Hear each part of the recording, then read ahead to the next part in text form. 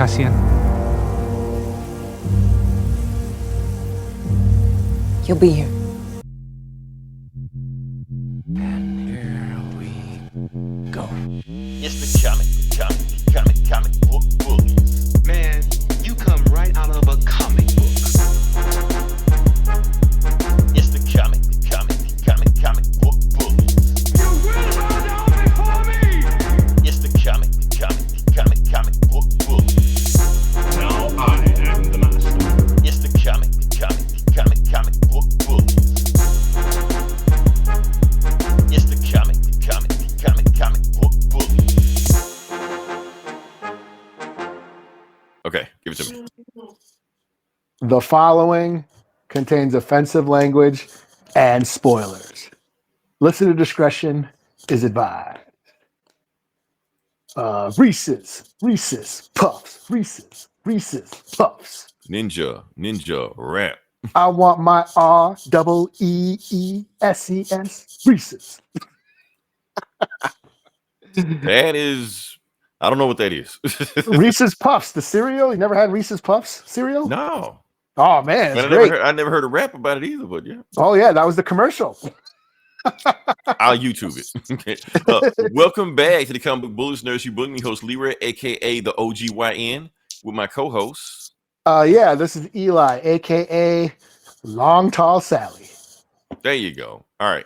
And we're back with the episode. And everybody sees the thumbnail. We're going to jump into it. If you don't know what it is, we're going to jump into it. We got a bunch of show. Got a lot of show for you. So, Yes. but also, our third co-host, the Doombot, the AI.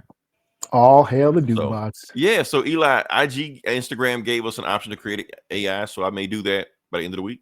We'll see. Ooh, yes. Yes. Might What will, em- what will embrace she it. look like? I don't know why you thinking I'm going to do some weird science shit. Oh, man. So, all right. So, let's go ahead and start the podcast before we jump into it. Eli, here's the thing. Now, one thing we don't do in this podcast, even though we're a comic podcast, we don't do versus battles. But for the Okay. sake of this podcast, I think we should do a versus battle. And I'm Okay. going to give you the scenario. Okay. And it's, We're gonna it's do blowing up bar on for bar? No. It's blowing up on Twitter right now. And I want to get your opinion on what you think this not really a death battle, but this versus battle should be. So it is, what if, 100 men versus a gorilla. 100 men? Just Yes. like unarmed men? Unarmed man versus silverback gorilla. Uh, Wins. I think the men could probably gang up. I think maybe. I know somebody's getting fucked up. A bunch of motherfuckers getting fucked up. I think everybody's getting fucked up. I'm You sorry, think so? man. A silverback gorilla?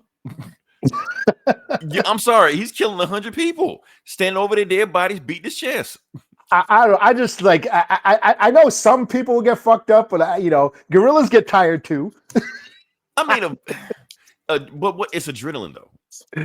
I suppose. Yeah, I think it's adrenaline. I think they're gonna get tired afterwards. Then they'll, eat a banana or some shit like that. But no, I think at the beginning of it, yeah, everybody, because right now everybody is kind of divided on who's gonna win. Who we got here? Yo, Jimmy Dean. Jimmy Dean, Jimmy D. JZT. Yes, sir. What's going on? All right, Thanks for listening. Jimmy, who you got? 100 men versus the gorillas. I'll play gorillas. I think at least 50 of them. Jimmy. I think at least 50 of them or 50 dudes are getting fucked up, but the other 50 could like pile up on them. Oh, you think after 50 the gorilla's gonna wear himself out? Then Yeah. but you got to sacrifice half of it to get to the other. Mhm. Yeah. Oh yeah, sorry. yeah. There's a few everybody that's walking point, in the front line, they're getting. I want everybody in the comments to let me know who you got, the 100 man or the gorilla. Let's see. But what do I know? I'm not an animal expert, so I don't know. But why did you strip the copper out of Miles? Is that a lost reference? I don't know. Anyway, thanks for listening. All right, can we move on to the next part of the podcast? Sure. Okay. Now, since we did something we normally don't do, the versus battle, let's do something we always do. We're bringing this back. We're trying to bring this back in style. We'll do the box office numbers. All right. All right. So give it to me. What was the number one movie of the week? Is it the Sinners win again? Sinners won again. But here's All the right. crazy thing about Ooh, it. Okay. holy shit. Oh, Yeah. damn. So, but here's the thing, and this is the thing because a lot of naysayers last week was going, and I don't know why they didn't do it, but thing is, okay, so Sinners did, I think, 48 million last week. You know, Uh-huh. in the second week, it did 42. So if you do the math, I'm gonna throw that bastard up one more time. That's a 6% drop off. Eli, that never happens. Okay. It basically almost doubled what it did from last week to this week. So Variety gonna put out a bullshit article saying, "Oh, even though it had a good weekend, damn things gonna make its money back." Started made its money back just that quick. So And worldwide, did you hear about the deal that Ryan Coogler cut with Warner Brothers? yeah, I heard about that deal. So in 25 years, he gets the rights back to Sinners. Not just Sinners. I think any movie he does with Warner Brothers going forward. Yeah. Yeah, Which, that's a crazy deal. Yeah. Yeah. And it's like another theme of the movie about, black artists Ownership. Yeah. owning their own art, Mhm. Controlling their art. Yeah. I think that's pretty dope. And the thing is, Good I for think him. and one of they had to do is because it's a miserable situation because Warner Brothers fucked over Christopher Nolan and he left. So Uh-huh. they're golden goose.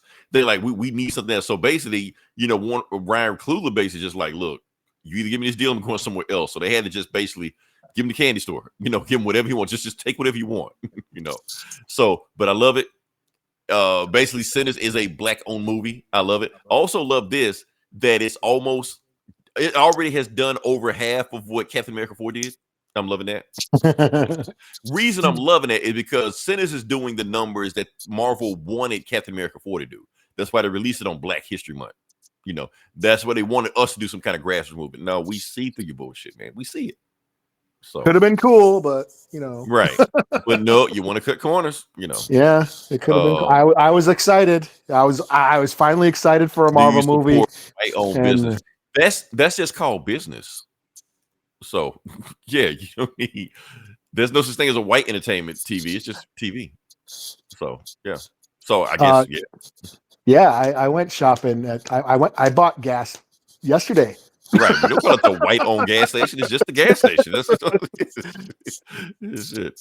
Oh, let's see. Black History Month used to be called. Oh, here we go. All right. Late at night. I forgot. Okay. All right.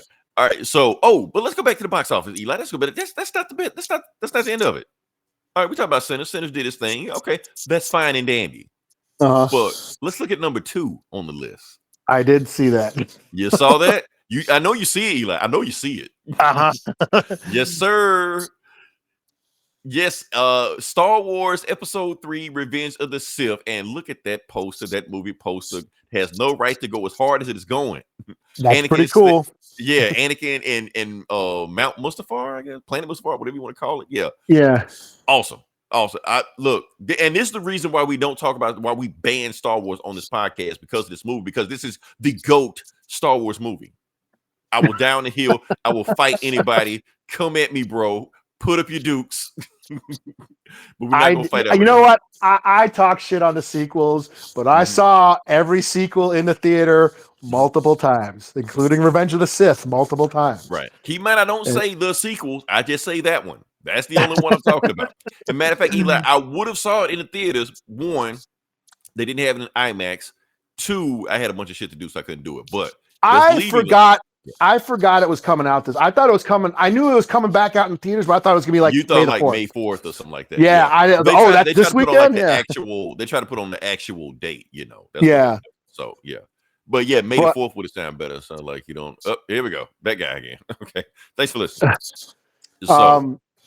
But yeah, yes, we support white-owned movies like Star Wars. Oh yeah, I saw how many times I see that in the theater. But I'll never forget opening week. Like I talk shit. Like I talk shit on the sequels. I have my gripes. I have my critiques. I find them frustrating. Blah blah blah. You've heard it all before from me. But I'll never forget opening weekend, Revenge of the Sith. I saw it like the Wednesday. This is back in 2005. We had to buy advance tickets and shit. And I saw it like the Wednesday night at midnight. And the theater was packed. Like I had a hard time finding a parking spot because the parking lot was so packed.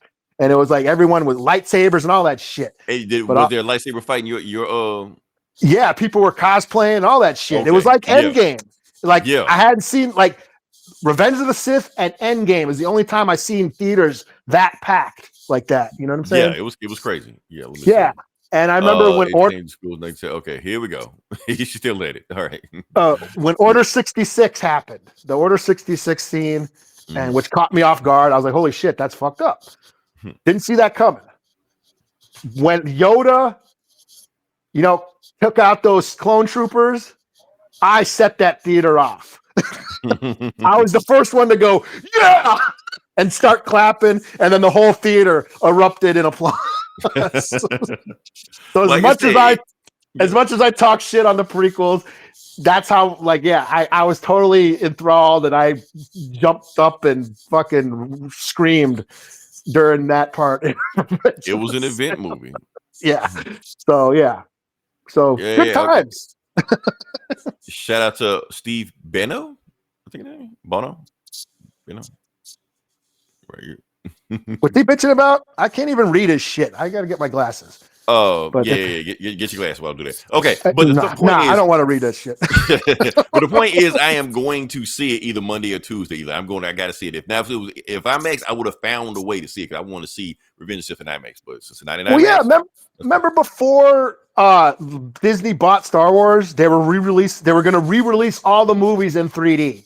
Well, and they did it with Phantom Menace. They did with Phantom Menace. Now, and I saw it in 3D. They didn't even re-release Phantom Menace. No, not Phantom Menace. Attack of the Clones. Attack of the Clones. Yeah, they didn't even really. They just said fuck it. Just skip over that. But I did read or I did see Phantom Menace in 3D, which was the pod race scene was dope in 3D. which is does that make you feel old, Eli? That Revenge of the Sith is 20 years old? Yeah. You know what else is 20 years old this year? Batman My kid. Begins. Shout out to your kid, man. Happy birthday. But I was saying Batman Begins. Like that shit is 20 years old. Yeah. Well, yeah, like the Dark Knight is holy shit. Dark Knight. The Dark Knight Rises is like over 10 years. Like Dark Knight Rises is like over 10 years. You hope people need reading glasses. We really do, Steve. Bono. Yeah, we need them. Yeah. Oh shit. But yeah, that's all I got. That's why I want to put number 2 on there, Eli, because yes, and it beat The Accountant 2. So here's my thing about this. People can complain about we ain't going to the movies we want to see, man. We're going to the movies. People are flocking to go see Sinners because it is already like the highest grossing original movie this decade. And people are flocking to see a 20-year-old Star Wars movie.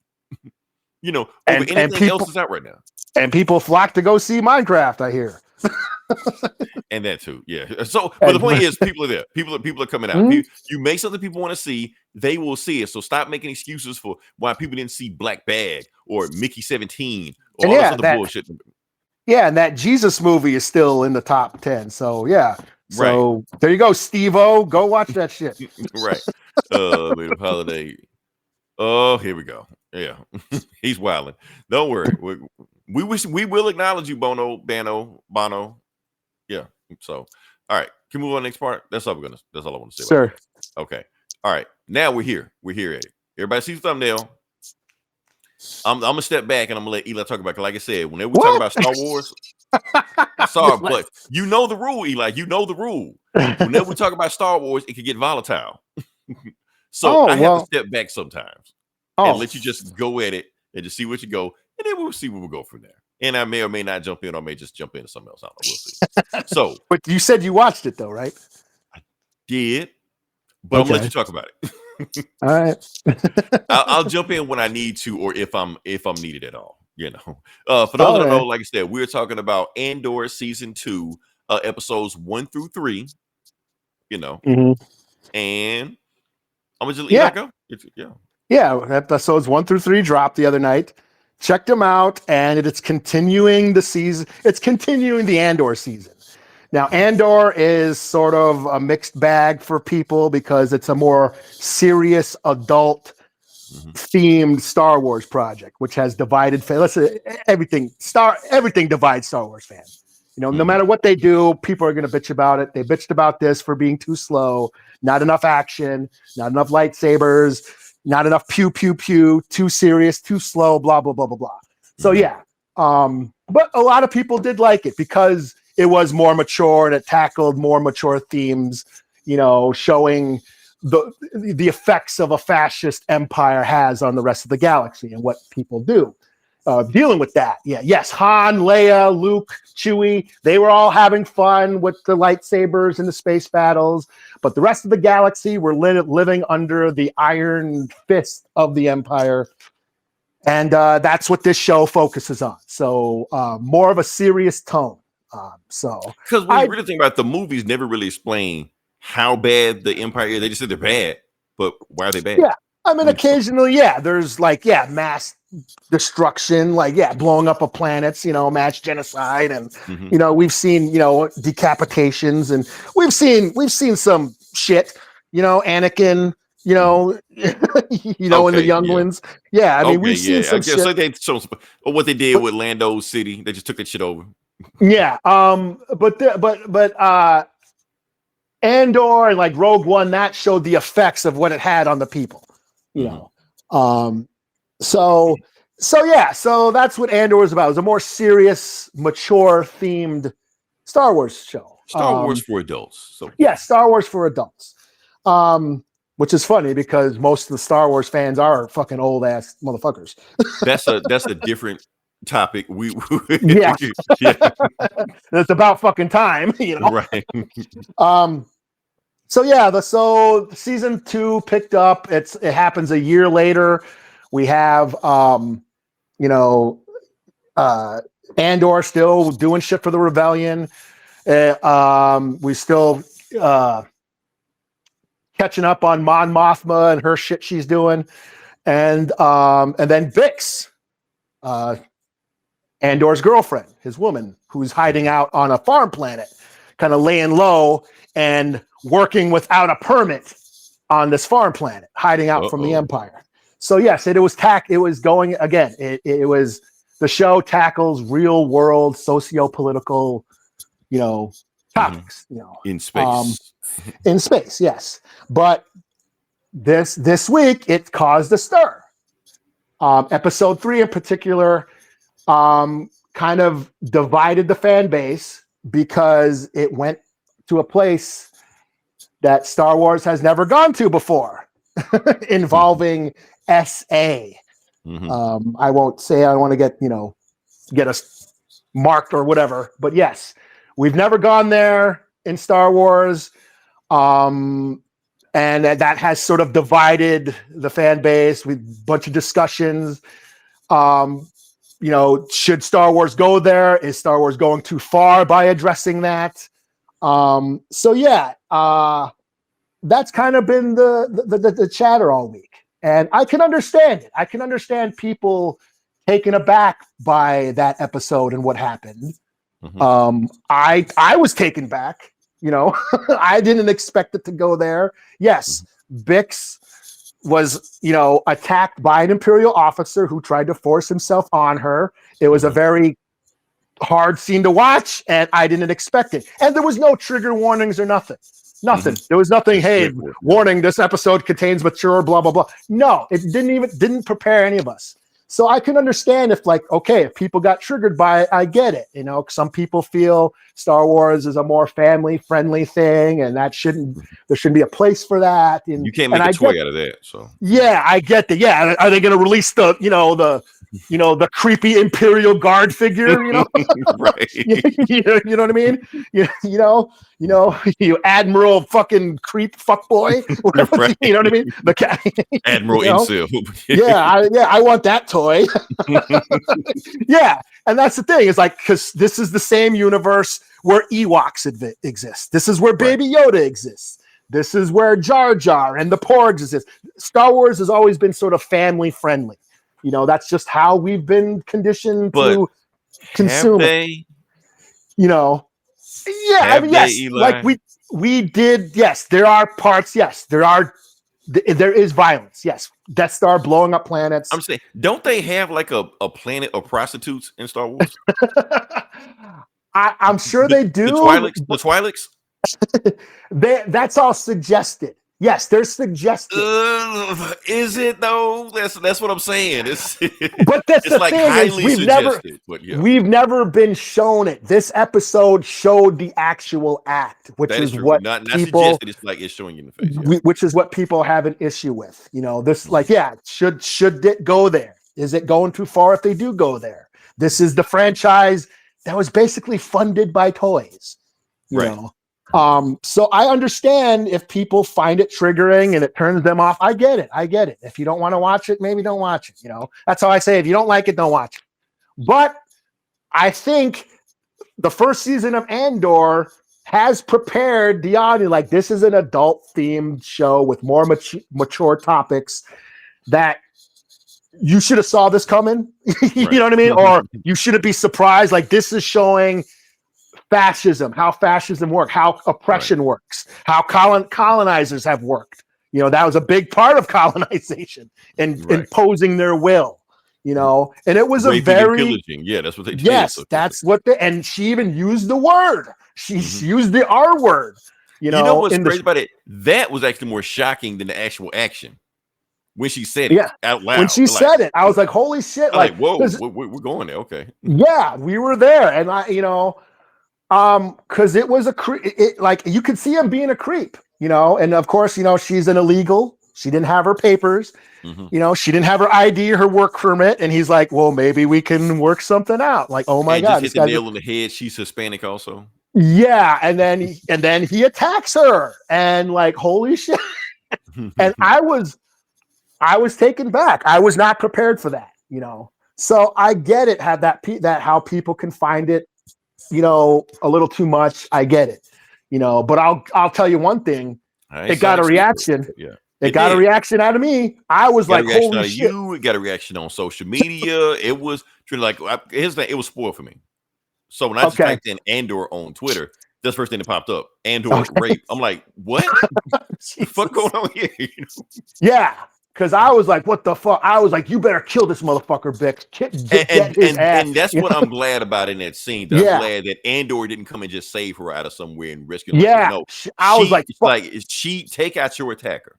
Yeah, she fucked him up. She beats his ass to death with like a tool, like a wrench or something. Right. And I was like, fuck yeah, get that motherfucker. But then I was like, oh shit. Now you got a dead Imperial guard in your house, and stormtroopers are like searching the village. My heart was pounding. So it worked. Yep. I hadn't felt suspense like that in Star Wars since like when the Emperor was force shocking Luth at the end of Return of the Jedi. Like, I hadn't felt intensity like that, the suspense like that. You know what I mean? So it worked. So yeah. That was the highlight. I don't want to say the highlight. I don't want to say it's my favorite part, but as for the rest of the episodes, I did feel we're back. This is Andor. This is a slow burn. We're not going to there's not going to be any lightsabers. There's not going to be a lot of pew pew pewing and action and stuff, And it's sure running set up ahead of time, so don't expect any of stuff. He said, I'm not doing it. I'm telling this story. That's what I'm going. Yeah. And I feel like, okay, so they're going to release 3 episodes every week. Oh, are they? I didn't know that. I thought they was doing, okay. Yeah. Yeah. Which I find, I think can be a little exhausting because these are like hour-long episodes. Yeah. So like, damn, I got to watch a 3-hour movie every week. Like that's watch an episode a day. you pace yourself. And then you know how it is. It can get spoiled. And that's what happened to me. Andor rape. So Andor gets raped. What the fuck going on? Oh man, yeah, we're getting canceled. Oh yeah, we. Oh man. But as far as like the show, yes, it was dealing. We're back to Andor dealing with, or the show dealing with real world political topics.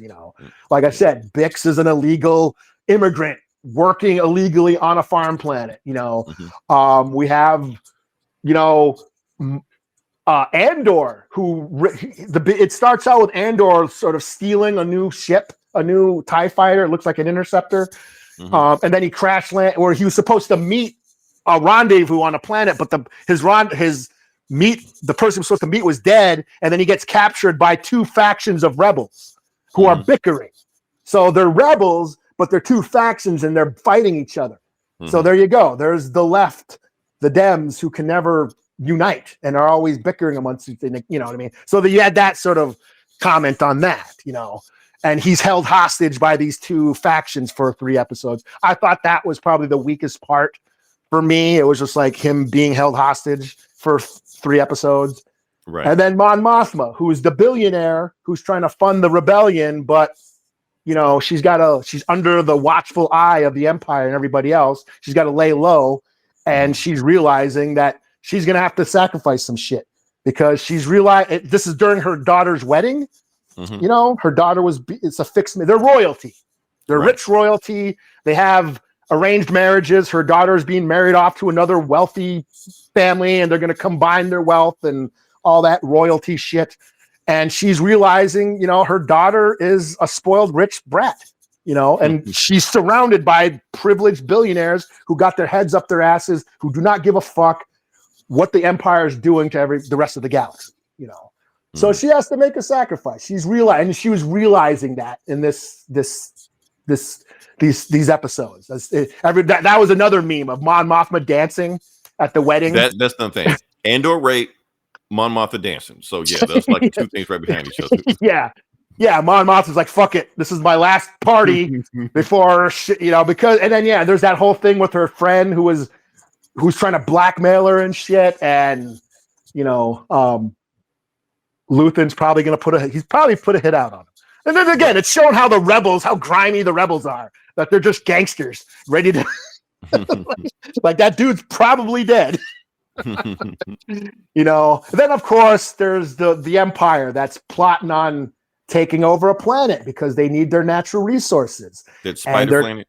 Yeah, and they need so they're running a propaganda campaign to try and smear their image and get the rest of the galaxy to turn against them because they want their resource. And they're talking about, well, if we can set up like some sort of unrest so people start protesting, that'll give us a reason to go there and shut the planet down. So, again, dealing with real world, topics and shit. So, I dig the comments that are making again, but I did feel it did drag a bit, especially watching 3 episodes back to back, which is what I did.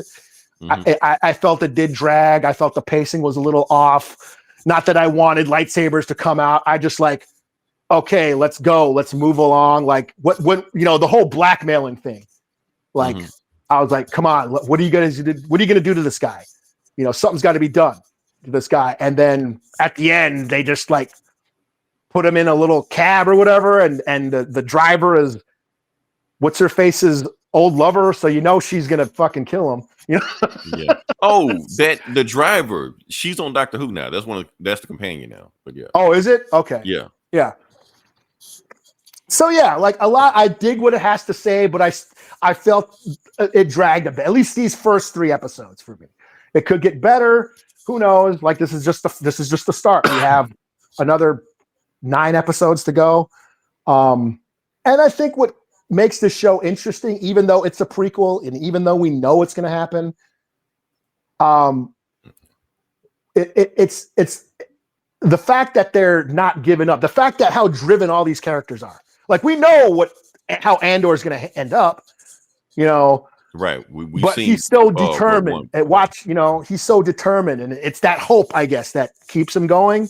And an issue I have, because sounds like this is going to be a tragedy. We know how these characters end up, so this is not going to end good. And plus, they've already said final season. Yeah. Yeah, because this is supposed to lead into Rogue One. We know how Rogue One ends. My thing with Bix, and a problem, I guess one problem I had with that scene with Bix is Bix has been through the ringer now. I mean, last season she was tortured. She got captured and tortured. Now this shit happens to her. If she meets some fucked up tragic end, come on, that's gonna suck. Right. How much can this chick go through? Come on. So I'm kind of feeling bad for her where she ends up, because she's not in Rogue One, Right, not at all. So something had to happen to her. Yeah, so that makes me that there's a sense of dread, that I feel like this isn't going to end well. So, and that kind of puts a taint on everything. We're like, okay, I do like to watch Star Wars for fun, and when it goes into these real world scenarios, like, oh damn, this ain't fun. Right. So I get it. I get the backlash. But like I said, this isn't that kind of show. We have plenty of fluffy Star Wars shit. If this bugs you, don't watch it. And you can have different tone Star Wars shows. So. Yeah. Matter of fact, they need it. They need to have different tone Star. Everything don't have to be the same because the franchise won't survive like that if you keep doing that. Yeah. Yeah. So, and I feel like season 1 has prepared us for that. I mean, they did drop swear words. They say shit. And they almost dropped the F-bomb in last season, but they censored it at the last minute. Right. Like she was supposed to say fuck the Empire, but then they changed it to fight the Empire. Disney step it is, so yeah. Yeah. Can't say fuck.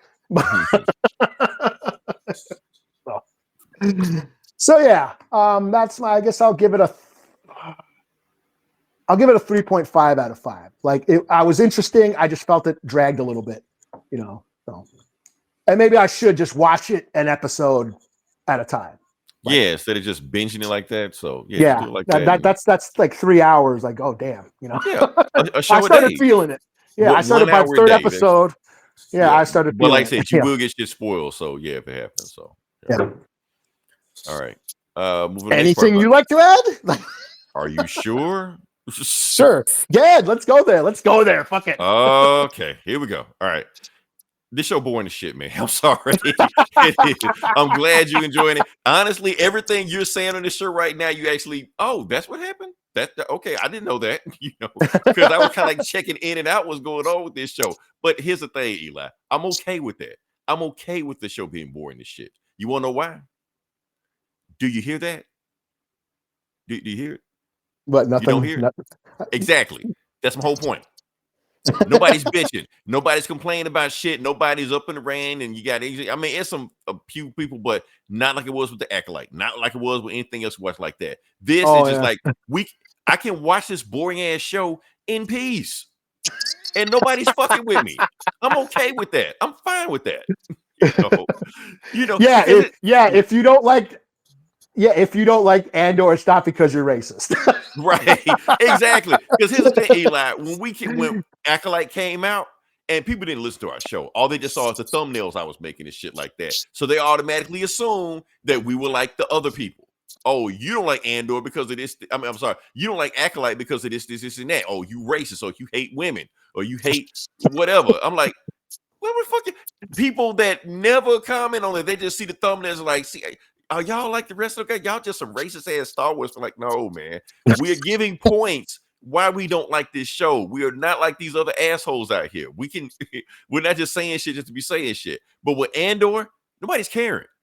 You either like the show or you don't like the show. If you don't like the show, you leave it the fuck alone, moving on. Nobody's bitching, nobody's complaining. It's so quiet over here, Eli. It is a peaceful life. That's why I'm enjoying it. So you like it because it's boring? Yes, I like it because it's boring. It's like fishing, man. It's just like you just stand peaceful. Nobody's bothering you. You're just watching the show. That's it. But yeah, other than that, I mean, like I said, as far as the show going deeper into it, like I said, Eli, I'll be honest with you, I don't like Andor. The character, the actor. The character. I don't like him at all. Never liked him in anything. Didn't like him in Rogue One. Didn't like him in season 1. Don't like him in season 2. Even when they cut to him, but it almost like the show knows that because it has so little Andor in Andor. I forget it's an Andor show. Yeah, and that's the thing is he's like that, especially with these first 3 episodes. Mm-hmm. His storyline, him on that planet being held hostage, was like the least interesting. Every time it cut to that, I didn't care. I checked out. Like, I don't care what's happening. But he's the main character. He's the main character. So it's just like, what the fuck, man? And I think it's like, one of the reasons why I checked out, because that was the traditional Star Wars storytelling. This is the side adventure, because that's what Star Wars is. It's all cliffhangers and side adventures, and the further chronicles of some misadventures of whatever. That's what keeps happening. The characters go someplace, they end up in a pod race. They end up inside the stomach of a space slug. They end up, wherever, like going to Tatooine and killing sand people. There's always a side quest. And this was just Andor. Oh, I'm supposed to meet this guy, but now I'm kidnapped for 3 episodes and I got to escape to save the day. Yes. At the end of episode 3, he comes in and saves the day. Pew, pew, pew, spaceship, blowing shit up. There's the Star Wars everybody recognized. That was the least interesting part of the right. So when it went into familiar territory, I got bored. Okay. So that's my thing. But at the same time, a show like Andor needs to exist in the Star Wars universe, tapestry, anything like that, because you need different flavors. What was that show? Elephant Crew? What was the one you saw? Oh, Skeleton Crew. Skeleton Crew. But there was an elephant in it, right? Yeah. Okay, that's why I get confused. Okay, but yeah. All right. So you got that show. You got your bombastic shit like Mandalorian and Ahsoka. Your traditional Star Wars shit. Then you got the slower political thing like this. So you got different flavor Star Wars, and you need to have this. You need to have it. It ain't my favorite show, but it has to exist. That's why I'm okay with that. And it's like Marvel. Like, has Marvel? Well, I guess it's suggested. Mm-hmm. But no, I mean, like Marvel's got Daredevil, and like Daredevil went ham. Right. And the Marvels didn't. Right. But it's all the same universe. So yeah. So we can have there's room for all of that. Yeah. And go ahead. Now I'm saying the thing is, like I said, we talk about like I was bored as shit watching this show, but the one thing that did catch my attention was the thing you were talking about, the essay scene. I'm like, oh, now I don't agree with that scene. I don't like that scene, but it did catch my attention. It was like, oh, something's happening. It's got my attention, And people keep saying like, oh, that doesn't need to be in Star Wars. That should exist. Star Wars for kids, or like that. Don't forget that Princess Leia was a sex slave in one of these movies. Yeah. And that's why it kind of reminded me of that, because just like when she got attacked, when Bix got attacked, I was like, I want to make sure she kills this guy. I don't want Andor to save her. I don't want none of them other guys to save her. I want her to take out, because when I listen to the DVD commentary of Return of the Jedi with George Lucas, remember, Leia was the one that took out Jabba. Choked his ass out. Nobody came and saved her. Nobody did. And George Lucas did that on purpose. He wanted to make sure that she was the one that took out her attacker. Mm-hmm. Because we don't know the time frame of how long they were stuck in that, in Jabba's palace as a sex slave. We don't know. Man, I'm sure there's some Wikipedia, some bullshit like that, but we don't know how much time has passed. All we know is that Jabba was licking her face like, you will learn to appreciate me and shit like that. And he had a bunch of slaves. I mean, he fed one of them to the Rancor. He had, and it was a Twi'lek.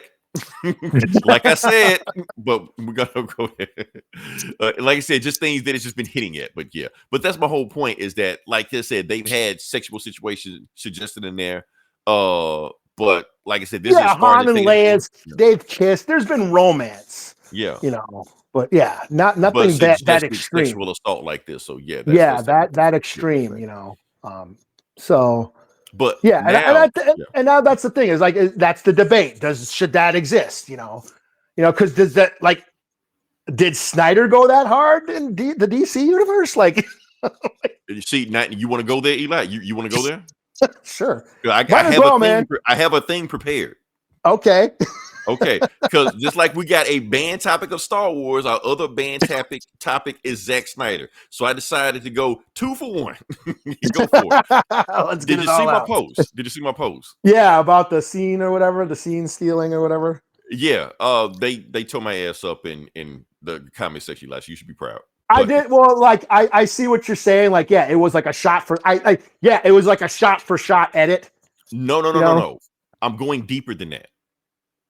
Oh, that's what I'm saying. If you just go by the shot for shot, and I should have explained myself that way I wouldn't have got cooked in the comment section like that. But I'm explaining myself now, so I'm here. So, okay, like I said, I'm putting it up there right now, and like I said, I'm showing the scene back and forth where, like I said, this is from Rebel Moon, if anybody don't know, which Rebel Moon is a ripoff of Star Wars. Which is supposed to be a Star Wars movie, like which is supposed to be a Star Wars started. movie. But then you have Andor ripping off Rebel Moon, which is a ripoff of Star Wars. It's like, what? Can you rip off a ripoff? You know. But my point is, I'm trying to make, Eli, is that yes, that scene looked like it was shot for shot, but that's not just the only thing. Is remember that Bix was on a grain planet. And like, then the Empire came in and occupied the planet because they wanted wheat or grain or some shit to feed them. And they occupied the planet until they did the shit. And then they got handsy with one of the maidens, whatever like that. And then all out revolt went like that. That's Rebel Moon. Did that happen? I only saw the one. Shit, all of that shit happened in Rebel Moon. The sexual assault scene, all that shit happened in Rebel Moon. Oh, well, Rebel Moon. I'm talking about like DC or Marvel. I don't know.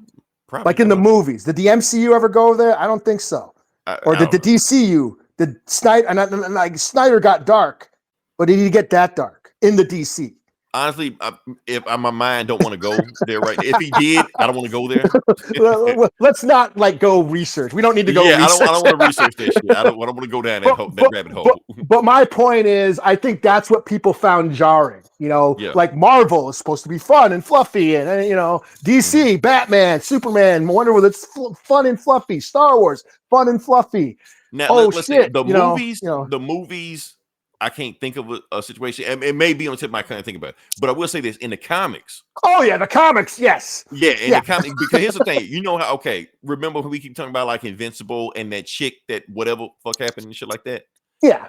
There was a Twitter post I saw a while ago of a list of Marvel and DC male characters that have got sexually assaulted. Eli, you would not believe how long that list was. I was like, whoa. And then I remember reading stuff like, yep, that happened. Yeah. Thor, Hulk, Black Panther, Nightwing. What the shit? Again, we don't need to research, but yeah, I get the right. It was just like, whoa, what the fuck? And that's the comics. This, you know, that's not like the movie. Like I said, the movies are a different thing. It's like I said, people expect sort of fun, fluffy, safety for the most part.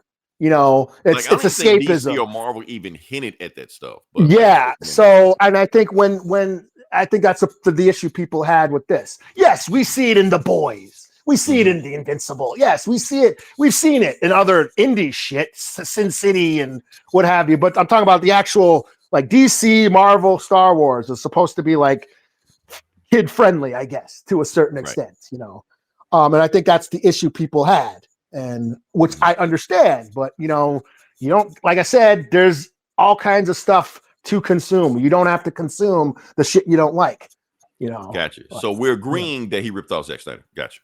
Okay. Sure.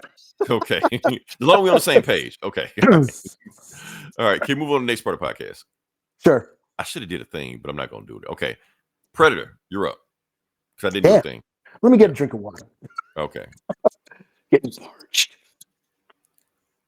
Okay, the trailer for Predator Badlands dropped this week. So, yes, the new movie coming out this summer. Yeah. They dropped it. They had a bunch of footage. Basically, it takes place in some sort of future. What's her name? Dakota Fanning? Elle Fanning? One of the Fannings. She is playing a Wayland Yutani droid, synthetic. Oh shit! Is this AVP3? It looks like they're crossing over to AVP territory. So that's pretty cool. But they released the scenario or the sort of the plot, you know, and it's basically a young Predator is trying to prove himself as a warrior because Predators are like a warrior society, a hunter society, and he's has to prove himself. So he decides to go to a really dangerous planet to kill some dangerous monster that no one's ever been killed, that no one's ever killed before. So he's trying to prove himself. And you know what that sounds like? That sounds like the Black Panther versus Predator comic. Oh, yeah. It did sound like that, yeah. Because there are different hierarchies, you know, to the Predator society. This is a young the Yautja, what they call them? The Yautja, yes. Yeah. This Predator in this movie is a young Predator, has not gone on a hunt yet, has not proven himself, has not been blooded, has not reached the rank, hasn't gained the respect of the rest of the clan. He has to prove himself. So that's what this is about. But I think it sounds pretty cool. However, the internet went crazy because put that picture up. Okay, here we go. And had a picture of this young predator, and people freaked out. Some people are like, "Oh my god, he looks too human. He's what the hell? Why is he so small? Like he's he's like a child." Right. And then there's them. Uh-oh. Those guys. Those guys. Yeah. This is DEI. This is woke. Why is the predator black? Why is he a they or some shit? Why does the predator have black skin? Predators should have white skin. There's all that blue hair and all this shit, whatever the fuck going on. Yes, all that bullshit. So we've officially, crossed the line where it's not just Star Wars fans, it's just not just Marvel fans, it's not just DC fans. All you fucking nerds suck. They really do. Hey, here's the thing, Eli. We know they don't care. They just do this shit just to rile up people. Yeah. Because who gives a fuck if Predator has blue hair or whatever like that? Nobody just is like fuming at this shit. I'm gonna flip a table over because nobody cares, man. Yeah. It's pretty stupid. Like it really is. I don't know. I try to go down that road. That's all I'm saying. And I'm excited, but then again, I'm also reserved because for me, I love Predator, especially the first two movies, and I love Prey. But there's a bunch of Predator movies that actually suck that I don't like at all. So I'm a little reserved. Oh yeah, that looks cool, but then I've been let down before, so I'm reserved. I'm like, yeah, that does look cool, but it could suck. Like the one Predator movie with Keenan Peele or whatever, like that movie sucked.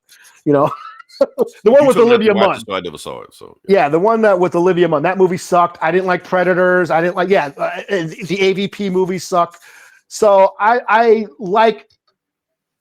dislike more Predator movies than I actually do like. So, so yeah. But I read comics. I read a bunch of Predator comics. I will be reviewing a Predator comic later.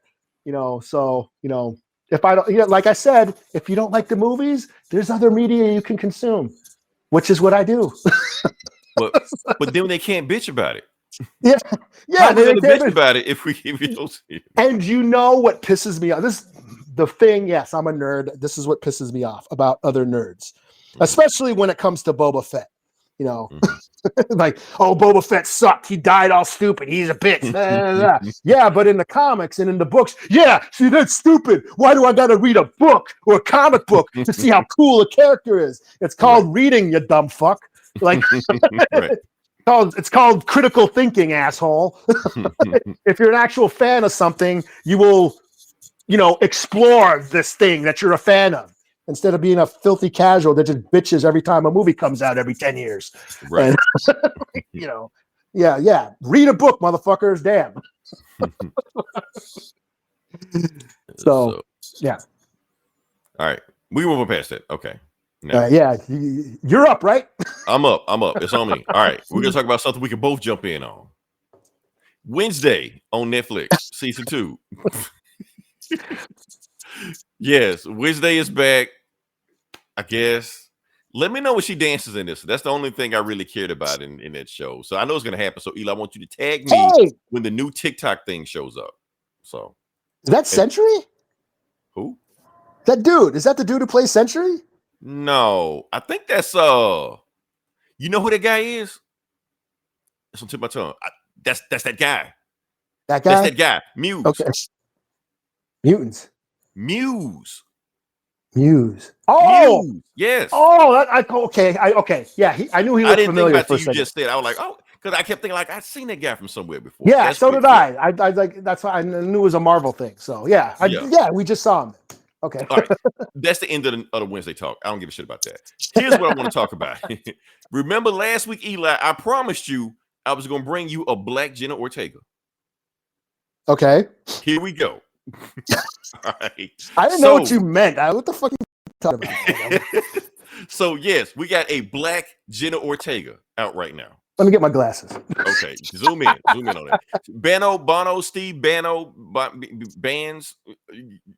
Comment on that shit. I know if you're still here, because I know you. Do we support black Jenna Ortega? Yes, we support black Jenna Ortega. How about that? So yeah.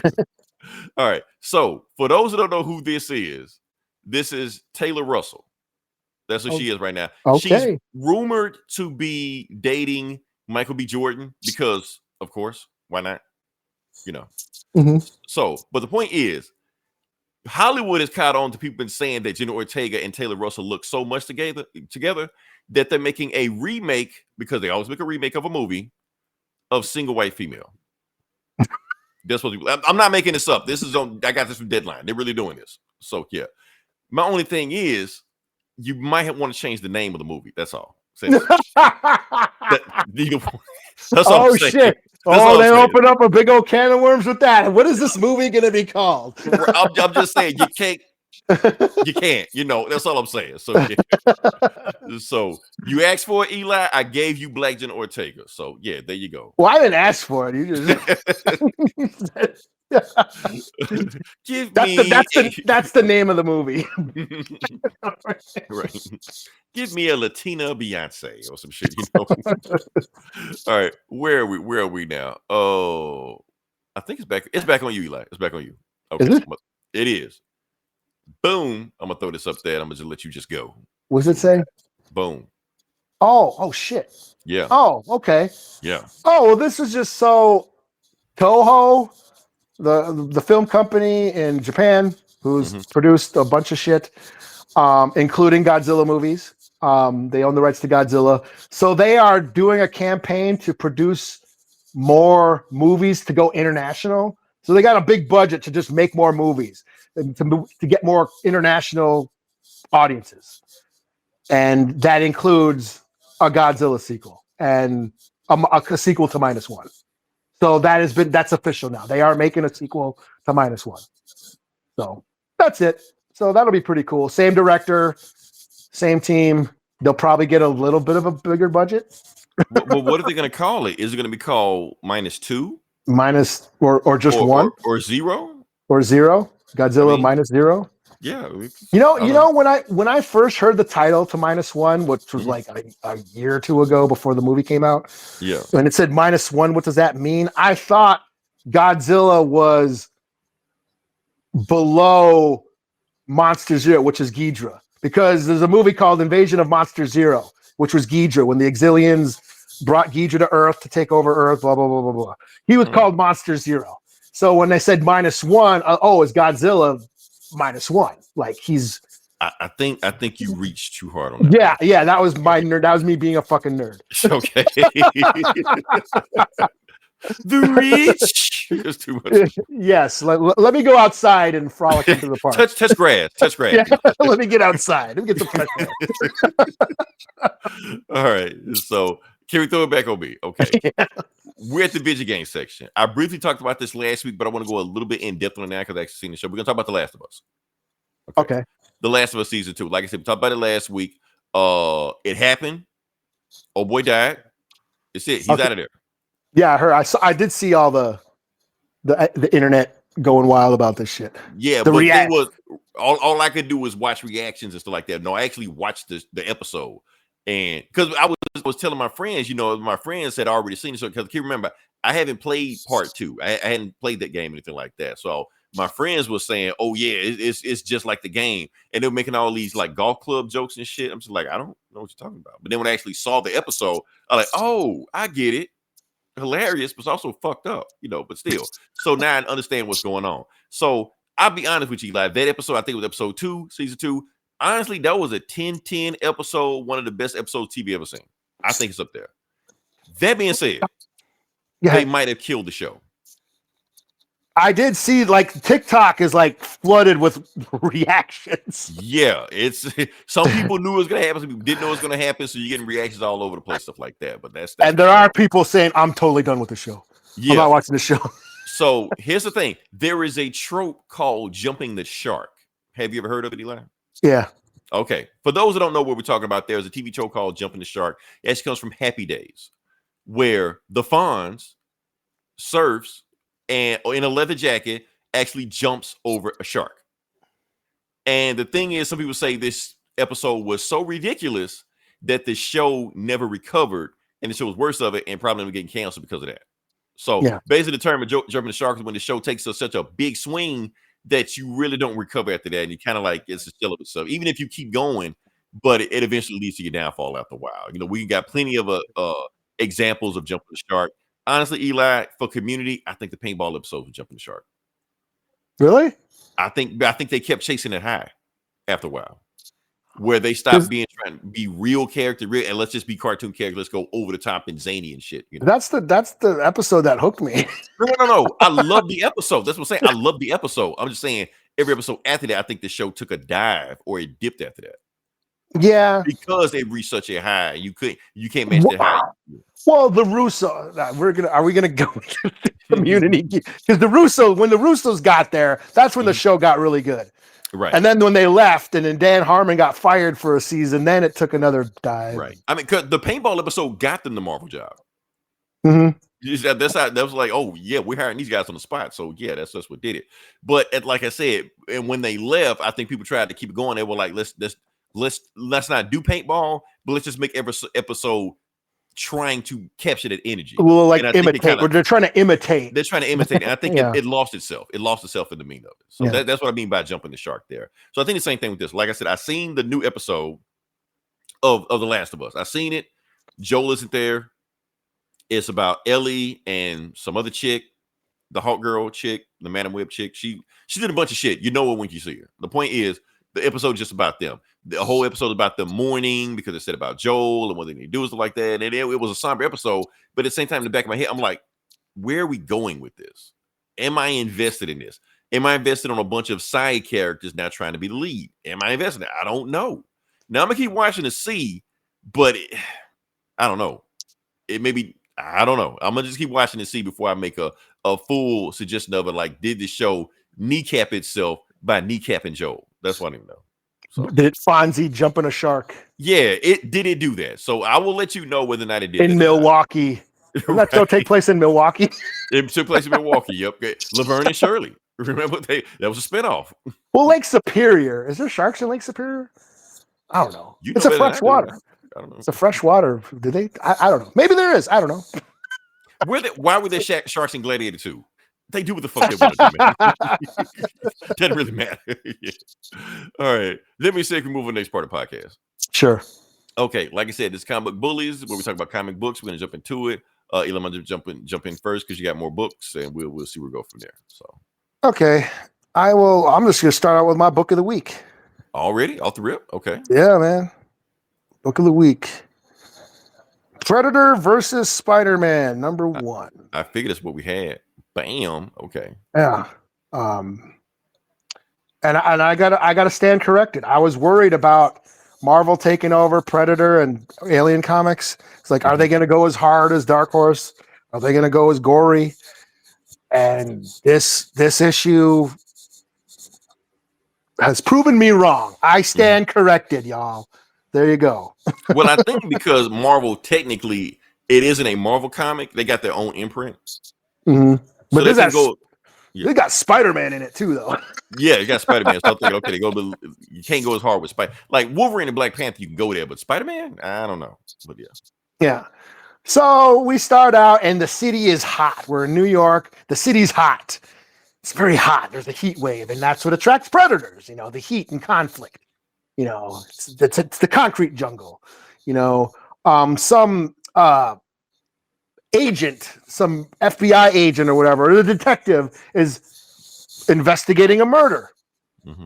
You know, turns out a bunch of bodies have been skinned alive. And pieces of their bodies have been taken, a jaw, a finger, I think a heart. So, and he's like, this isn't a work of a regular serial killer. This guy's taking trophies, you know. It turns out Peter Parker has snuck his way onto the crime scene and has taken photos. And he's taking photos of the dead body. And he's talking to Jay Jonah, like, yo, I got a scoop. The fucked up serial killer skinning people alive. You know, I got a scoop. I got a story. And, you know, so he's on his way back to the Bugle to give Jonah the pictures while he's whipping his way through the city. Some robbers, you know, rob some shit. And so he goes and chases them back to their lair. The robbers, you know, they enter like a car parking garage and they're getting ready to, you know, their rendezvous. They're about to split up the dough, but then they all get taken out, you know, by a predator, an invisible enemy they can't see. One of them gets his face ripped off. And then you can show that picture I sent you. Hold on. I got you. I got it uploaded. Hold on. Here we go. Bam. Yeah. Yeah, the guy gets his face ripped off. Like the predator just straight up rips off his face. Like the Spider-Man who laughs. Yeah. And then wears it like Leatherface. So that's just a sample of how hard. Yeah, they're okay. Yeah, there you go. Yeah, see, there's the bodies all strewn up and skinned alive or skinned, you know. And then of course, you know, the guy gets his face ripped off and shit. So that's just the showing you how fire ass Spidey panel right there. Yeah. The art is great. Drew this? Yeah, who drew this? Who did draw this? Yeah, because the art is awesome. Let me see. Damn it. 1 sec. Sorry. Do. Oh, shit. Benjamin Percy wrote it. He also wrote the Black Panther book and Predator book. And the Wolverine book. Basically all of these. He wrote all of them. Wolverine, yeah. Is it back at the beginning? Where's it at? Okay. Marcelo Ferreira. Doesn't sound familiar, but okay. And then inker is Jay Leiston. Colorist is Frank Diamata. So kudos to all those guys. You know. So meanwhile, during the heat wave, there's a power outage because it's so hot. You know, everyone's got their air conditioners blasting at the same time, so it causes a power surge. Power goes out. MJ happens to be riding the subway when the power goes out, so now she's stuck in the subway, and everyone's freaking out and shit. And then they hear something outside, and there's a predator outside the train on the train tracks. Peter Parker's at the Bugle. He decides, hey, you know, since internet's down and, you know, electric power's out, why don't we go old school and just print papers again on paper? Get the press up. We'll get the press up, we'll print papers, and we'll go sell them manually like we used to. Because Jay Jonah's been complaining about how sales are down. Nobody reads the paper anymore. So, well, now the power's out. People can't watch TV. They can't get on the internet. We're their only news source. Let's get the paper into people's hands. So they do. They start printing papers. Meanwhile, the FBI agent or the detective that's investigating the murders shows up to the Bugle and like, who the fuck took these pictures? Peter Parker? Well, he's under arrest for violating a crime scene or disturbing a crime scene without authority. Because he took those pictures of the bodies and shit and printed them in the paper. But he's Spider-Man. He takes off and goes, you know, out into the night, you know, goes home to check on MJ. She's gone. He's like, what the hell? Where's MJ? Well, she's still stuck on the train, you know. Meanwhile, on the city, people are starting to, you know, riot and shit, you know, because the power's out. It's New York City. Power's out. People are going wild. You know, a bunch of, you know, robbers are about to jump somebody, and then an arrow goes through one of the robber's hands, and he's like, "Oh shit! What the fuck did that? Was it a predator? No, it was Craven the Hunter." Craven shows up. Okay, all right, and he goes, "Huh? What were you saying about this serial killer, this predator?" Oh, now the predator becomes the prey. I want to hunt this thing. Fuck, so I just want that now. So to be continued. Yeah. But you can't Yeah. sell Craven because of that shitty ass movie, so you can't put him on there. So and that's the Yeah. fucked up part of it. Like you can't sell Morbius anymore because of that shitty ass movie. you, know, Or Madam Web. you never could sell that was never gonna work anyway. That was a miracle that it even exists. Right? Like why? Who thought that was gonna be an idea? Yeah. So Right. yeah, this is awesome. This is dope. I didn't. I mean, I'd like the Black Panther. I did like the Black Panther story. I thought the switching of the art was a little jarring, but I did Like in enjoy the between story. panels, but yeah, it was, Yeah, they kept switching artists every other page and every issue and shit. mhm. But I did enjoy the story, and I did enjoy this story. But the gore, how brutal and gory this is, I was like, holy shit, this is fucking ill. This is a Spider-Man book where Right, for people a are getting Spider-Man book skinned is more like alive and that. shit. Like, you Yeah. Deadpool or some shit, but not Spider-Man. Yeah. And then Craven shows up. I'm like, oh shit, okay, I'm here. Now got here's the me. thing: if it's really a Craven book disguised as a Spider-Man book, I'm all for that. Yeah. Yeah. Spider-Man Craven team up. I'm all for it. I'm all over that. So yeah. So Because I was like, man, what's fucking Spider-Man gonna do with the Predator? Web him up and crack a bunch of wisecracks? I don't want to see that. But then Right. Craven shows up. I'm like, okay, all right. like, okay, Marvel, you got something with this. Okay. Yeah. So good on Benjamin Percy for coming on with that shit. So yeah, I'll get a 4.5 out of 5. It's just too short, man. This blazed by really quick. I was like, oh man. So yeah, All right. So 4.5. 4.5. Okay. So I'm gonna do One World Under a Doom Part 3. Oh, I read this. Oh, did you? Okay, cool. Mhm. One Nation Under a Doom. We're here right there. All right, we skipped part 3. Well, we skipped part 2 because we were doing something. I can't remember what the fuck we were doing. A lot of crazy shit happened in that book. We're keeping it going from there. Point is, the Avengers can't do anything with Dr. Doom, so they decided to recruit villains to help out. So that's where we're at with it. So let's see. Boom. Yep. And let's go to it. Okay. Avengers versus Dr. Doom. Let's see what we got. So the book starts off with blow it up. Give me that. Okay, so you got the villains. You got MODOK and Dr. Octopus. Tony Stark is introducing them in Impossible City to the other villains. So you got Mysterio, Arcade, Madeline Pryor. I guess she got a new costume, I guess. Oh yeah. Yeah, Baron Goblin Mordo. Queen. Yeah, and then the other Avengers and shit like that. So basically just like, look, you're going to team up with them. Here's what we're doing. We're just going to just throw you guys at them. You guys are just a distraction. Because we're really going to do while you doing all that bullshit, we're going to take our magic people like Baron Mordo, Scarlet Witch, and I think they got one more magic person, I think, but also Mysterio, maybe? I don't know. He may or may not have magic. The point is, they're going to get inside the minds of the world leaders and undo the mind control that Doom did to them. That's the whole point what they're trying to do. So, because the thing is that when they first tried to catch Doom in a lie, they got exposed. Then when the Fantastic Four tried to humiliate him on TV, he turned the Fantastic Four into the Fantastic Three. So now it's just like, well, fuck it. Let's just go kick his ass. Fuck all this, sneaking around shit. Let's just go get him. So they decided to do that. So they decided to go straight to Latveria, try to break in. They can't break in because Doom got that whole thing on that. All they hear is that you don't have to break in. Doom will come for you. And then he goes riding his dinosaur again and shit like that, just fucking him up.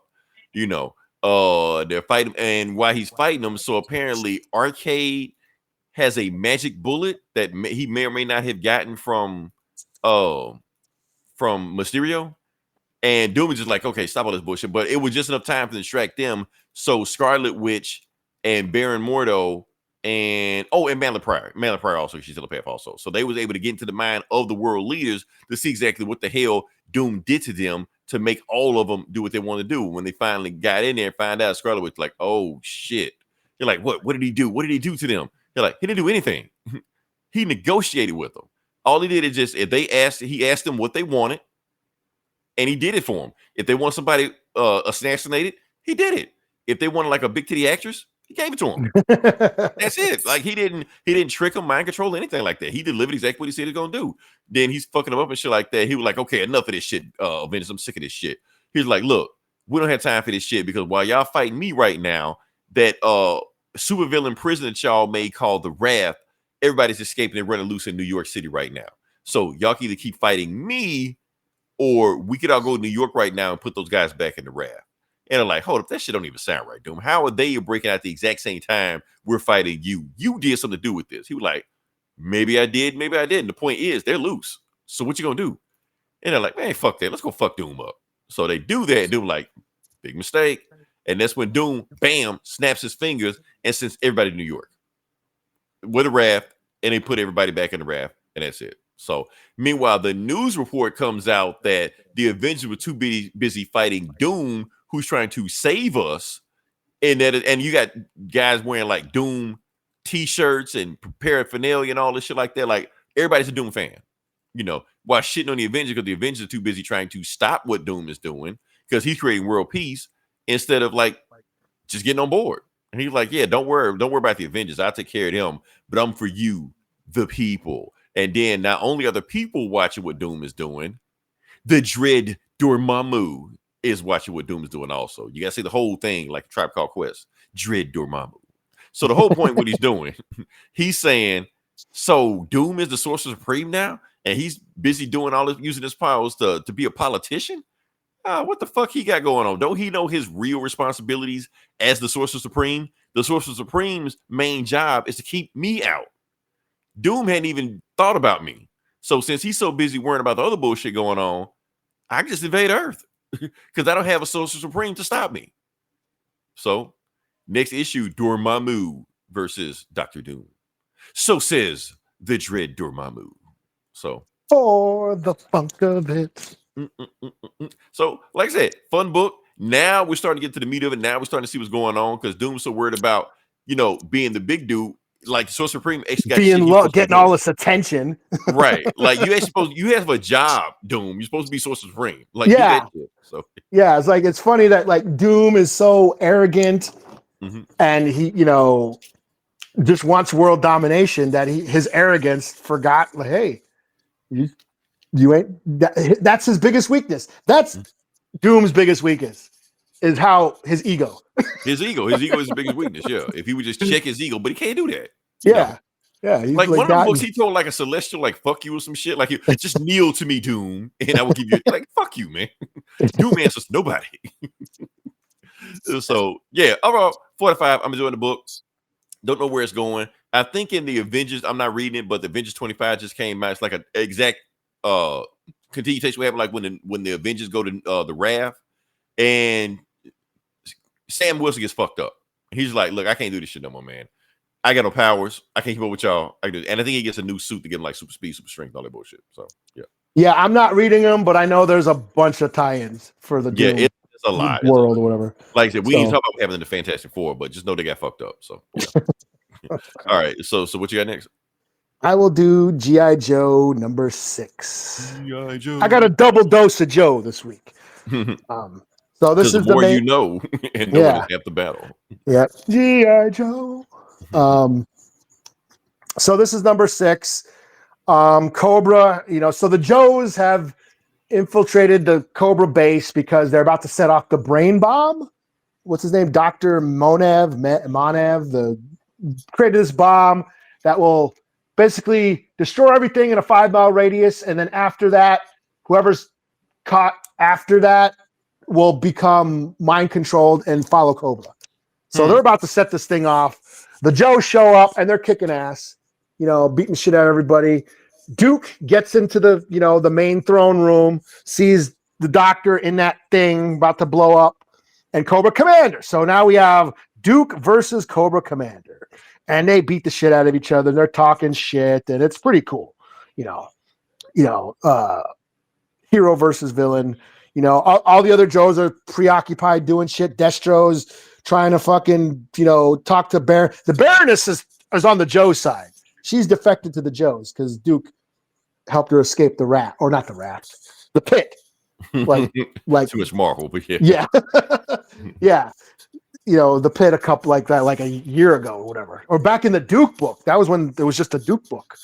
So yeah, there's that going on. But anyways, Cobra, and Cobra Commander said, hey, if you want to stop this bomb, you have to kill him.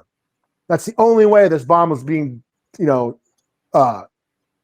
diffused, is he has to die. He has to get out of that chamber, because it's his thoughts or what. It's some weird contraption he's in. It's like, that's the only way you're going to stop the bomb. It's going to go off, kill a bunch of people, and then brainwash the rest of them. So they're fighting, and then Cobra has like a cool laser hand, kind of like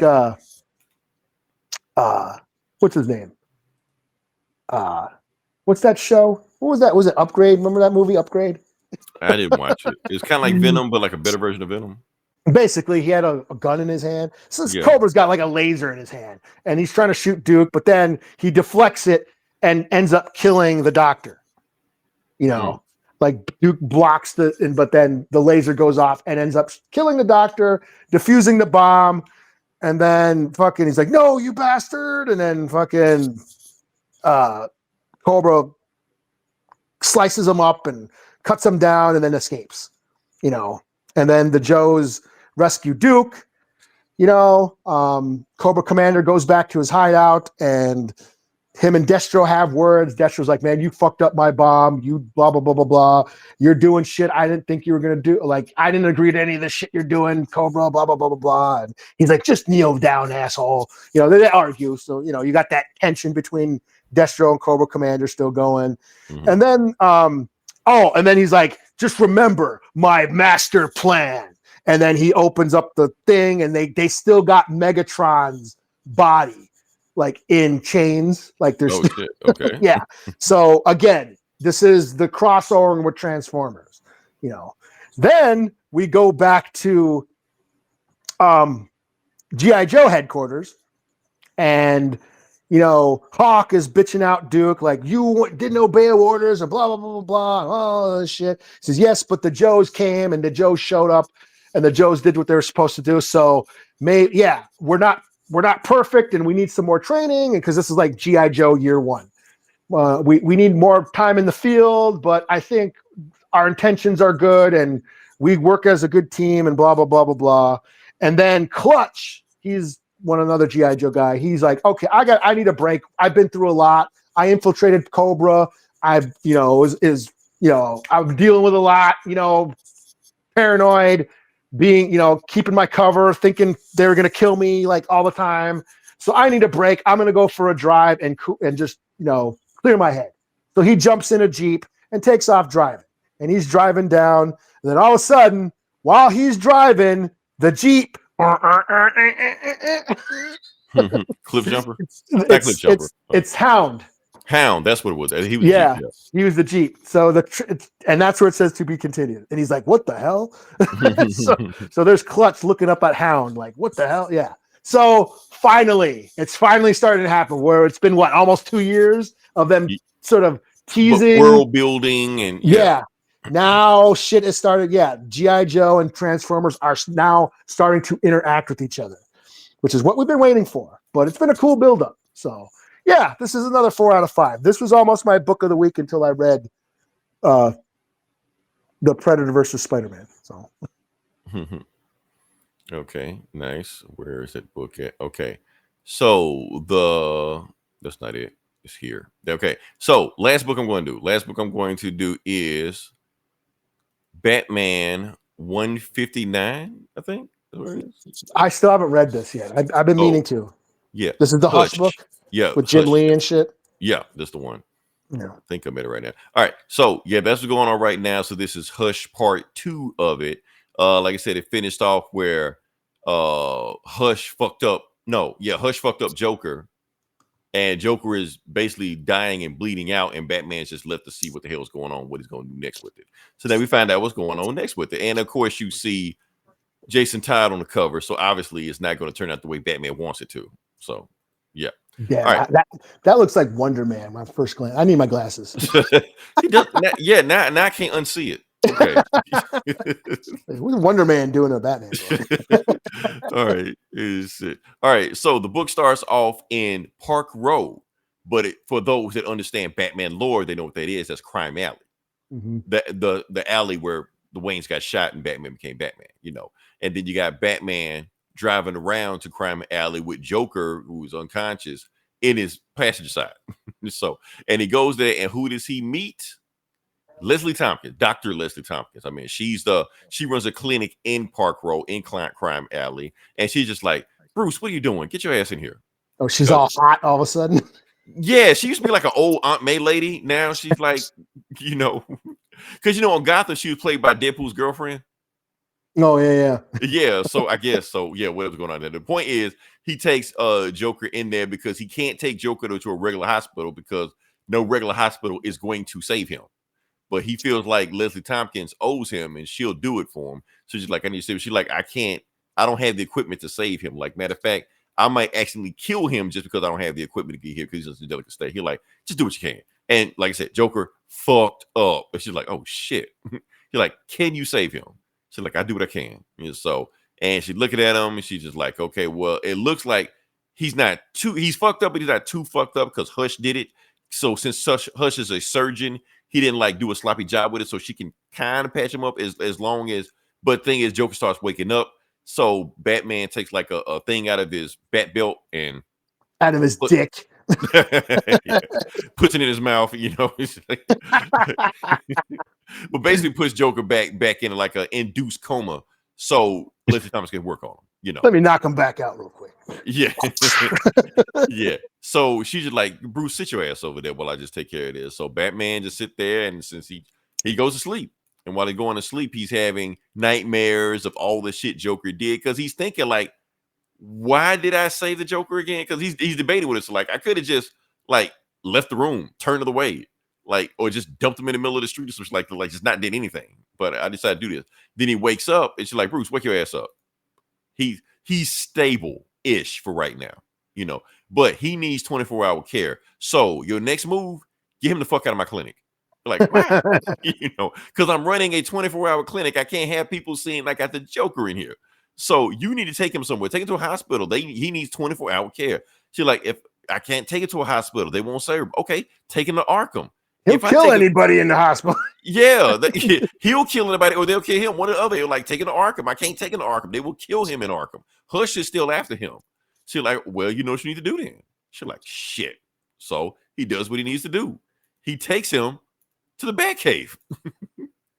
And just keeps him there. See, he realized that he has the Joker in the Batcave, unconscious.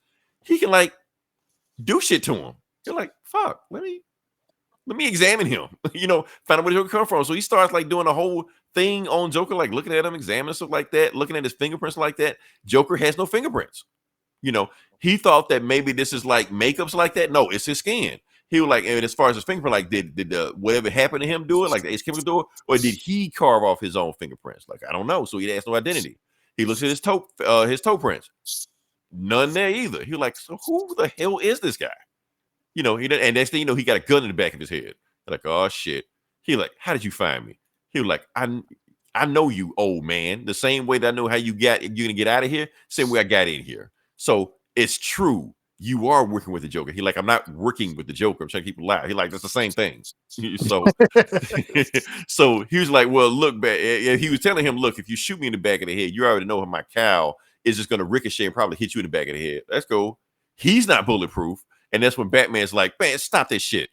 And then throws him, and then he knocks out the power grid. So now it's all black and shit like that. While, the gunman's still shooting at him. He just dives at him because, like I said, his suit is bulletproof. So he just like gets him. They knock each other back, knocks one gun out of his hand, and so it's the Red Hood. But is it the Red Hood? Because in Hush 1, it was Clayface running around as Red Hood. So he was like, I need to know for sure if it's the Red Hood. So he shoots him. He picks up a gun and shoots him in the headshot. How to so and Red Hood's like, nice, Bruce. You want to see if it's really me, don't you? He was like, because I know about last time. I know Clayface running around as me, like shit. So that's when they got a gun to each other's neck. Right. He was like, and basically he's like, Bruce, come on, man. We both know you're not gonna pull the trigger. But Bruce, like, you're not gonna pull the trigger on me either. I know you're not going to. You're like, okay, that's true. But then he just started smacking the shit out of him. He was like, but still, I'm still pissed off you. Oh, and this fucked up shit he says right here, man. He like, did Hush send you? Don't you understand, Jason? You're just a blunt instrument. just like the crowbar Joker used to beat you. I'm like, that's some fucked up shit to say to somebody, man. So then Jason started just beating the shit out of him and just started pistol whipping him and shit. And then Batman started sending bats after him and they tackle each other and go at each other and shit. He's like, oh look wow, look at that's the same panel from that. that story. Death in the Family. Yeah. Death in the Family. Yeah. He was like trying Wow. to remind him of it. And he was just like, shit.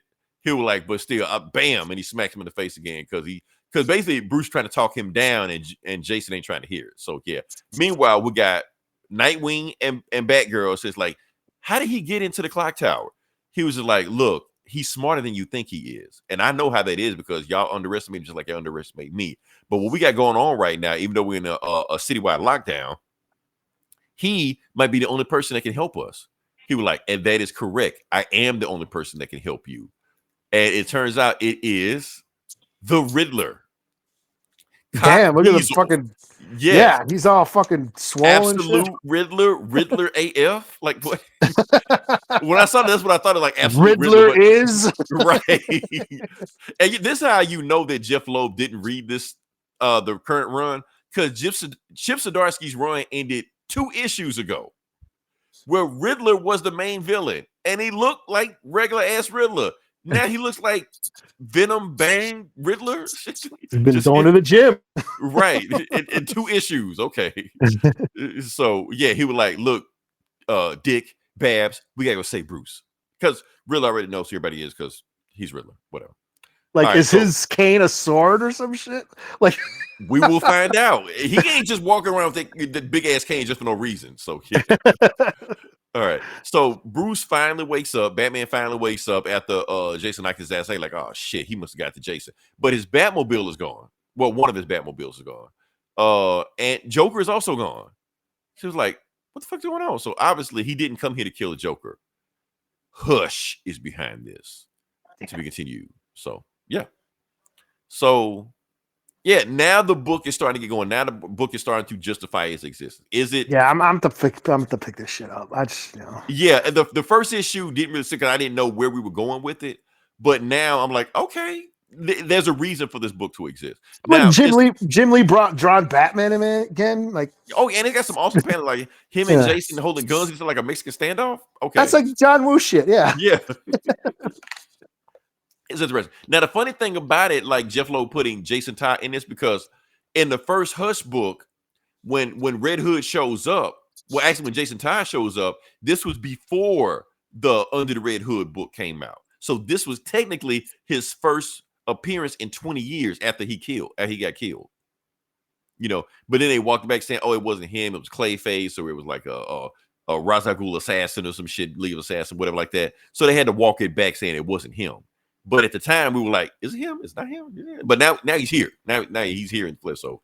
So I don't know. We'll see where this book goes. So yeah, 4.5 out of 5. Awesome ass art. I'm trying to see where the book goes. Yeah. Oh, things just get not just the Riddler thing about Jeff Loeb, like the whole Jason Todd thing. Him and Bruce patched this shit up. Now they fighting again. Whatever. Who cares? All right. I guess. And he stopped using guns. But he's back using guns again. Jeff Loeb did not read any of this shit. He like, look, I'm gonna do what the fuck I want to do. I don't care what DC's doing. So yeah. All right. So what you got next?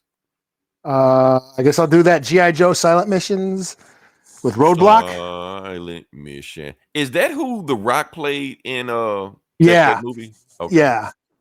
Yeah. Why do I not remember him? Why it wasn't Michael Jai White? I don't know. I mean, they gotta have like a big dude, So yeah.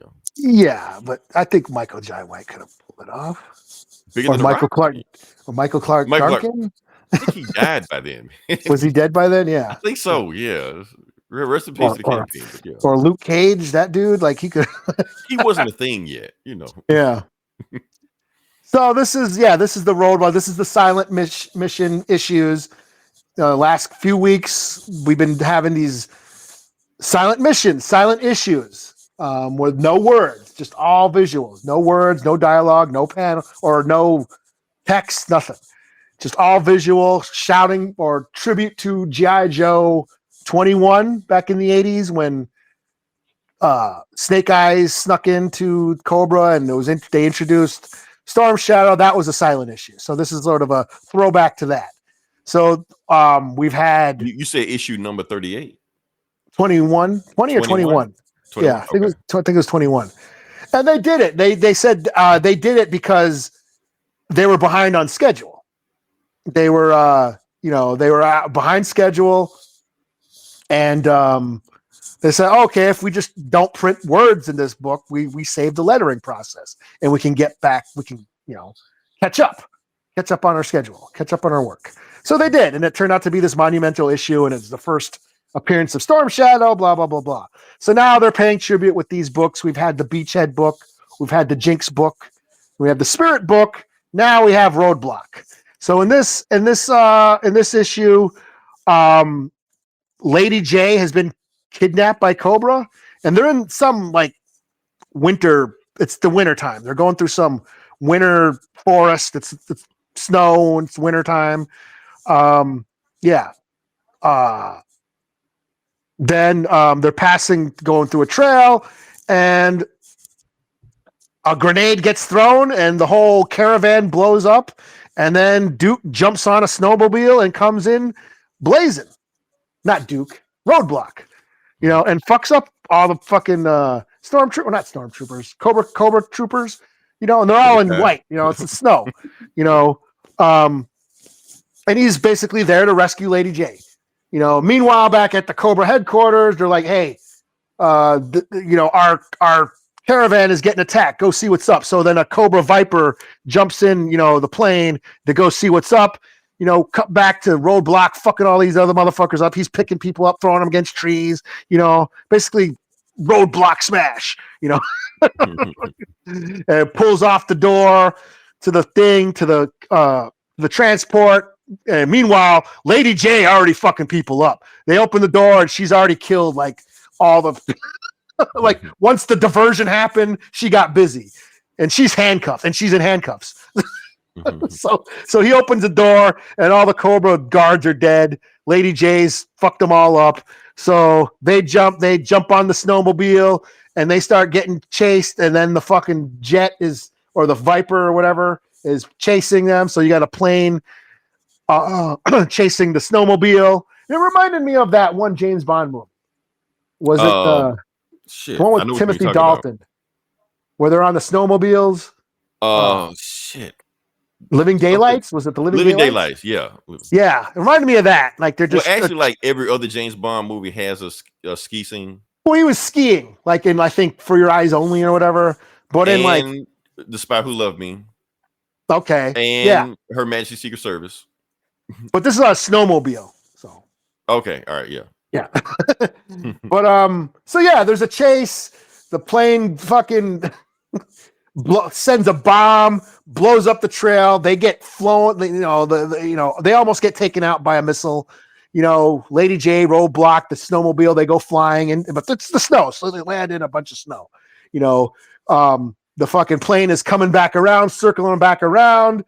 Roadblock finds, some weapons that have been strewn from, the Cobra caravan, and he pulls out a big giant 50 caliber heavy machine gun. His big, yeah.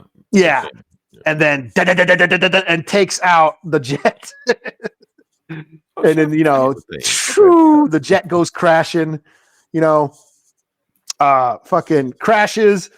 Roadblock goes over to the wreckage, searching for the wreckage. And the pilot's gone. Like, where the fuck is the pilot? Oh, the pilot parachuted. He what do you call it? Escaped or whatever. He comes down and lands on Roadblock with a parachute. So he had jumped out. He had bailed out before the plane crashed. So he lands on Roadblock on the parachute. And then you have the Cobra guard, Lady J, and Roadblock fucking up they just beat the shit out of him. Roadblock and Lady J beat the shit out of this fucking pilot. Like Roadblock picks him up and like body slams him and shit, fucks him up, and then they take off and they set up a campfire. and they're waiting, and then what's his name? Wild Bill, is that his name? The guy, the cowboy who had the Dragonfly helicopter. They show up. They come down in a helicopter. Rock and Roll's there. Tunnel Rot's there, and they find Roadblock, Lady J, and the pilot all tied up, and they're sitting around a campfire drinking hot cocoa because they had a survival kit, and that's where it ends. And they they raise their cups of cocoa to Rock and Roll and like, hey, what's up, y'all? And that's where it ends. So it's just another fun, dumb adventure action with Roadblock. Roadblock was one of my favorite characters. I loved his figure. He had I always judged G.I. Joe figures by their guns. Mm-hmm. And he always had cool, every version. He had the big giant machine guns, and they're the different versions of them. He always had cool guns, and he was just a big fucking dude, muscle dude. I just liked, he was like the Hulk, So he was one of my favorite figures, So this was cool. It was a lot of fun. Another G.I. Joe silent mission in the books. So I'll give it a 4 out of 5. Okay. Oh, the best action ski scene in a James Bond movie, For Your Eyes Only. Okay, yeah. Watch that. Not the best movie, but that ski scene was the best. Basically, it was like a dude trying out for the Olympics was technically a secret assassin. So after he finished his Olympic training, he started sniping Bond and shit. And he started you got to watch shit. Just YouTube. No, I remember that Roger Moore was my Roger Moore. It was not Roger Moore doing the skiing. It wasn't, because that motherfucker was doing flips and shit while he was doing. But anyway, before CGI. But that's all I got. Anything else you got, or are you booked out? I'm booked out. That's all I got. I was starting to read something else, but I was like, nah. I got it. I'll do. I don't know. Mention is that Wonder Woman. Wonder Woman. Yeah. Okay. Continues to be dope. That was almost my book of the week, and then I read Predator, Spider-Man, and the G.I. Joe. But that just continues to be dope. There was Hades and the pomegranate seeds. It calls back to Greek mythology, which I thought was really cool. Wonder Woman outsmarts Hades. So I thought that was cool. So I'm pretty booked out. But Wonder Woman was cool again. I think, and I don't know if I saw this correctly or not. I think they have an absolute crossover coming up with Batman, Superman, and Wonder Woman. I think. But they are gonna all in one book. I think so. Like an absolute with all of them? Mm-hmm. I think so. I think it's so, but I don't know if it was true or not, or the internet always doing AI and some bullshit. So I don't. Wouldn't that be just like Absolute Justice League or something? Well, basically, yeah. But I want to see how these people react. I mean, how they act with each other. Yeah, different dynamics. So especially also the way Superman's all aggro and shit, right? All emo and shit. Look, I better start a band or some shit. But yeah. All right. So, good news, Eli. I know I scared you last week was saying I had 172 episodes I had to submit to Spotify, but we get completely just shut down or discarded some shit. I was able to submit all 172 yesterday. Okay. I started beginning of the week, and it took me to yesterday to do this shit. So, it's submitted. It's done. So, crisis averted. So if you want to listen to us on Spotify, we're there. We're there. We're there for now. I don't, maybe some bullshit we have later on, but we are there. All episodes up there right now. Check us out on YouTube. Check us out on, where else are we? Apple TV, Apple Podcasts. Other places also. Just Google shit. We're on Google. Google us. So shit. All right. That's all we got. Anything else? I think that's all we got. Yeah. Shout out to the assholes in the chat who did nothing but bitch the whole time, but kept us on. Really upset. What'd you get upset over this shit for? It's he bitching, but he kept the algorithm going. So props to that guy. Yeah, props to that asshole for giving us listens and shit. Right. They're gonna talk about the acolyte. Let me stick around. Like, no, yeah, stick around and bitch at us all you want with your fucking bigotry bullshit, bitch. Right. Help us out, motherfucker. Oh shit! Like I said, join us next week. We'll come up with some more stuff. I'm pretty sure some stuff will happen, and we'll go from there. I gotta watch Havoc. What is that? Havoc movie that on Netflix with Tom Hardy, Gareth Evans, the guy who directed the Raid movies. Okay. His new movie. It's got Tom Hardy and Forrest Whitaker. It's supposed to be ill. Huh. I'm gonna watch that. So I might have a review, depending on how that is. I'll have a review on Depending on that. how your review is, we depend on whether or not I watch it. So yeah. Yeah. All right. Until then, oh, hold up. We gotta. Oh, check it out. Oh, Von what's for that? L. Where you been In the at, baby? house. Where you been at? Oh, okay. There it is. There it is. That's all we needed. That's all we needed. Havoc with Spire. Okay, That's all we yeah. need. That's all we need to I know. gotta watch it then. Yeah, we gotta watch Yeah. it. That's all I needed. I needed a vote of confidence. Must watch, bro. Okay, so sound like we both watching Havoc. Okay. All right, cool, man. Yeah, hell yeah. Yeah. I'm excited for it now. Thank I mean, you. I was already excited because that dude, it's been a while since that dude's made a movie. So Right. Von for L coming through with the clutch. Okay. All right. Until then, this is Leroy. This is Eli. Until then, this is fuck it. We'll catch y'all next week. Yeah, I forgot what I was gonna say.